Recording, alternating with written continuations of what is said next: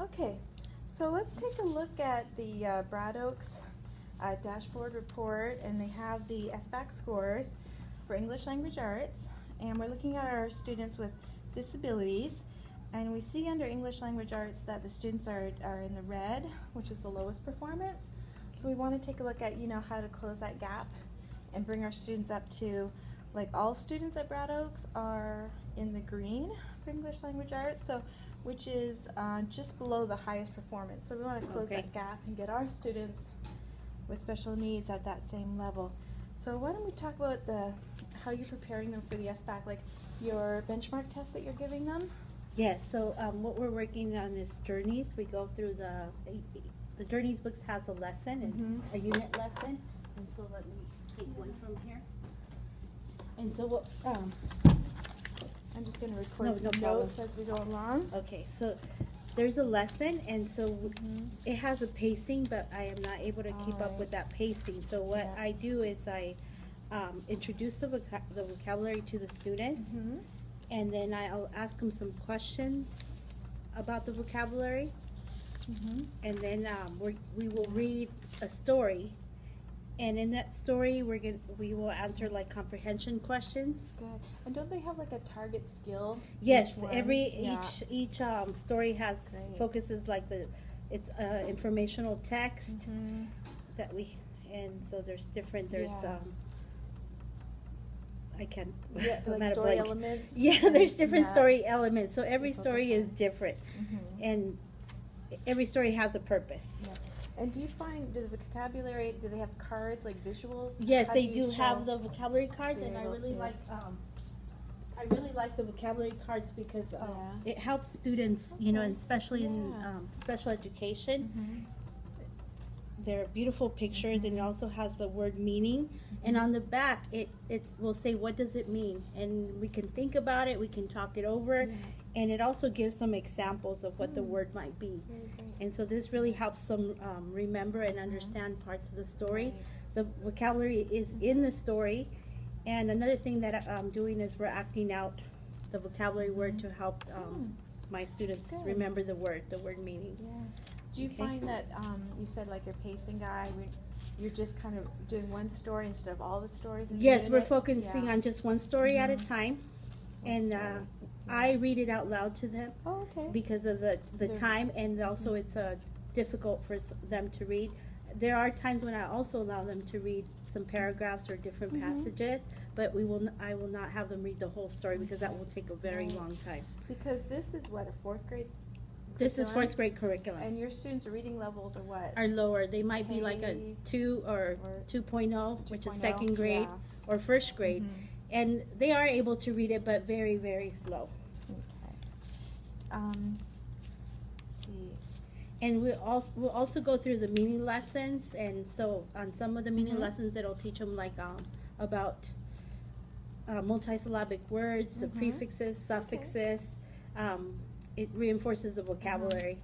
Do they have, like, for our students, like workbooks that are like intervention level based on these stories? There are some stories that are modified, not modified, but that are easier reads, and it starts from like below level, and so those are the books my aide is reading. So while I am teaching them and reading the main stories, my aide is reading the lower level readers that are more to their level. And that's how you're in a grouping small them group too, right? Yes. Now, how do you do it though with the special day class? You have fourth graders, you have fifth graders, you have third graders too, right? Yes.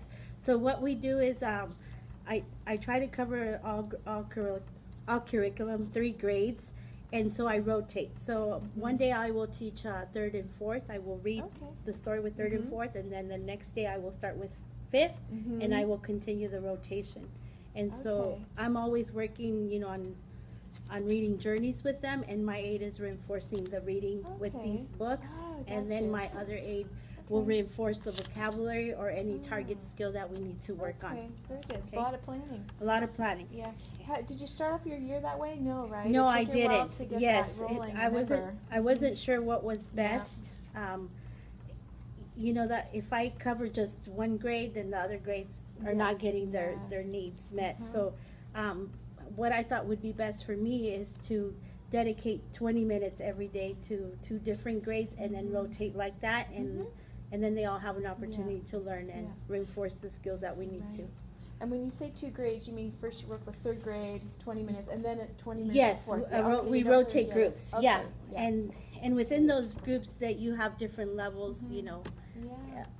But what's great is that you are, you know, what the state tests are on, you know, the standards you're trying to cover. Yes, I am. With We the are grade. covering. Yes. Yeah. Yes. So, and the only downfall is the time. I wish I could dedicate more time to each grade, because there is a lot of content to cover, and unfortunately, because of time, I'm limited to what I can cover. Yeah. That's true. So and that's where you're getting gaps in the instruction. Yes, You just yes. can't. The pacing. Cover it all, the pacing. So for example, in the general ed setting, they're already on unit probably unit 3. I just started unit 2. Oh, So okay. I wonder if that's the better way to do it, because if you rush too much, it's almost like you're going so fast they're not absorbing. I think it's not effective. I Yeah. think it's more effective if I concentrate on a story and whatever I need to teach, then they get it. Yeah. As it is, you know, there's a lot of learning gaps, a lot of learning needs, and so I think slowing down and working with them on a specific skill and helping them with that skill is more beneficial than me trying to keep up and go fast, and then they're falling even more behind. And I'm sure even the gen ed teachers are struggling as Yes, well with yes. trying to keep their own pacing guide. Their own pacing, Yeah, yes. It is a so struggle. It is a struggle. Do you work sometimes with the gen ed teachers? Are you guys collaborating doing I don't really collaborate with No, them. okay, Yeah, I that think might because be- of the time and schedule, Okay. and usually on Wednesdays we have some time, but it's always a Yeah. faculty meeting. So I Faculty, wish yeah. that would be some time where I could work with Okay, other teachers and ask yeah. how are they teaching and what Right. are they doing. I wonder if there's a way for you to do when they do grade level meetings. You know, if you were to pick a grade level, like go That I could go to 4th one. grade, because when they're talking about their unit development, you're there too, and you can To hear get it, yes. I think that'd be really That would have been very valuable. helpful, Yeah. yes. Mhm. Yes. I know you can't be at all 3 grade level meetings, but maybe target. Do they do it probably once a month? So I think so. I have Yeah. not been to one, but you know, Okay, that would yeah, have been look helpful into at the it. beginning. Yeah. Yes. yeah, look into doing that. And That'd be anytime, helpful. it's helpful anytime. Yeah. And then grammar lessons, I'll sometimes implement them throughout. It's an all grade grammar lesson that I will Okay, like a give. whole class. Yes, whole class. Oh, okay. Yeah. And then spelling we do on Wednesdays. Yeah. Which list do you do? They all have like, their own grade level list? They all have their or- own. Here they have their own grade level list, but I also use a different spelling list for their homework. It's all the same. Okay. Oh, okay. Okay, but it's So- all focusing on like the double O or the long Yeah. vowel sounds or Right. compound words, or it has a different. Yeah. Do you have them do the whole list, or you kind of modify? I that modify to it. So Yeah, if a that's list lot. has 20 words, I will only Yeah, assign right. 10 words, That makes sense. and so I do modify their work. Spelling half the list, yeah. Great, and it has some writing. Writing, you- yes, Are you able to do that, or do you find it's we hard to? we have to. Yeah, It's okay. it's not a choice. Uh-huh. Let me Great. tell you on that one. So we have a lot of tests. So we have a lot of writing Mhm. tests. We have benchmarks. It's called writing on demand, and I'm also the kids are also working on the same test as gen ed students are working on. So this is the performance task. For example, this one asks, how did York's life change after his adventure? So this is going to be an informative piece, and every grade level may have a different type of text. It might be opinion, it might be narrative. So that is a challenge, because then I have to teach the 3 different ones, and pacing is hard. Time is, there's not enough time. And my kids, what would usually take maybe a gen ed kid 2 to 3 days, it takes my kids more than a week. And that's with, you know, helping them in a lot of support and using graphic organizers. And so on this one, because it is a writing test, I do read the stories to them, and they are able to write notes on the side. And then I will read the prompt, and they answer it. Before they write a writing sample, I model to them what it should look like, and then they write it. Oh, nice. Yes. So far, we've had about 4 or 5 writing tests, and we have one coming. Yeah. Do you also, there's the writing samples up there? Yes, So we so have they some put writing. them on. Yes. Cool. Do your students get a chance to type some of their answers, getting ready for SBAC? That is a very good question. My 5th graders are typing, but I think I should start with even 3rd graders, because right now all the kids are into technology and they're motivated, and I think typing also helps them because it does a lot of the spell check for them. And so that's what I'm going to do on the next test, is allow everyone to use the laptops. The only things, I only have 5, but you know, whoever is done first, I'm going to give the kids that opportunity. My 5th graders did type their writing this time, and they were very excited. Oh, good. Yes. Do you have Chromebooks? Do you have a class set? I only have 5. I don't have a class set, but that is the goal, to get a class set. Yes. Excellent. Okay, tell me about the test, the benchmark Okay. test. How are you? How am I teaching? How are we How's teaching? that doing? Okay. Well, these tests are very long for the kids.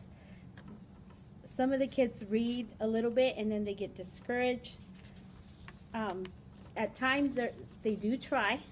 I'll read I am able to read the questions and choices, but I am not able to read the passages because they're being tested on reading comprehension.